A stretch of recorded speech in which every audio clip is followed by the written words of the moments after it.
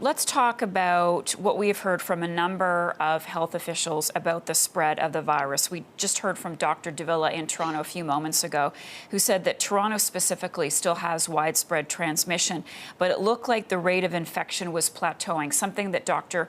Kieran Moore has said the last couple of days, that Omicron may be slowing down in Ontario.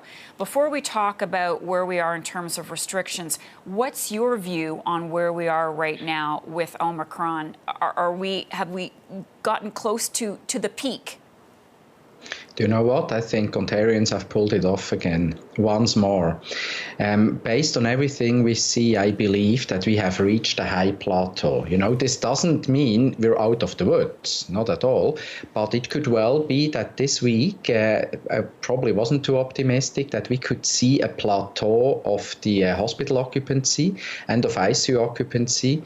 And everything we look at, actually, sorry, my phone was falling, everything we look at points towards the fact that a few days ago case counts may have peaked. Indeed, that's wastewater, that's test positivity. And this means now these late indicators, hospital occupancy and ICU occupancy, are about to follow. So when you look at the step we took from yesterday to today in terms of hospital occupancy, it's very small. And our doubling time for hospital occupancy approaches 2 weeks again very soon. And we were at 5 days at a certain time. So things move into the right direction, and that's because of all of us. That's because of all of us, the vaccines, the boosters. I do want to ask you about Premier Ford hinting that the lockdown measures, which are set to expire on January the 26th, may be coming to an end. I was reading between the lines with what Dr. Davila was saying in Toronto. I don't want to put words in her mouth, but she seemed to be saying, we should slow down before we, jump back. What do you think? Is it too soon? Can we dip our toe in the pool and start being able to go back to the gym again? Look, keep thinking of how well we managed the Delta wave. You know, we were first in class internationally, and keep thinking of Kieran Moore, what he was saying, slow and steady. No, let's not get ahead of ourselves. Our first reopening step is happening now. Well, it depends on the snow, of course. That's opening schools. We will be at a high plateau, so there will be a lot of challenges in the hospital, and we just need a little bit more time there now. So not just overstepping now, otherwise we will just, tumble and fall. But if we do the right thing, which means we need to catch up on vaccines even more and just wait a little bit longer so that we see the hospital occupancy not up here, but just go down a little bit, then we can discuss that. So right now, next step is school openings, and then we need to breathe a bit.